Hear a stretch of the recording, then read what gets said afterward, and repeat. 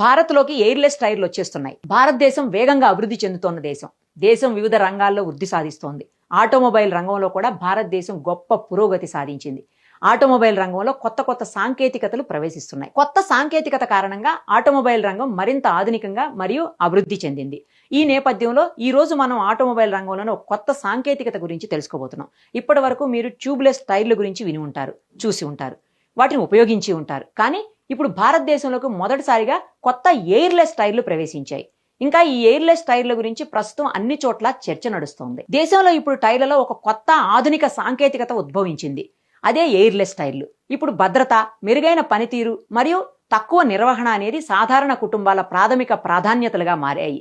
Airless టైర్లు కేవలం motor cycles కు మాత్రమే కాదు, పెద్ద వాహనాలకు కూడా అందుబాటులో ఉన్నాయి. అయితే ఈ టైర్లు గతుకుల రోడ్ల మీద ప్రయాణించినప్పుడు ఎక్కువగా కుదుపులకు గురవుతాయి. ఎందుకంటే ఈ టైర్లకు రోడ్డుతో ఎక్కువ సంబంధం ఉంటుంది. ఈ టైర్లను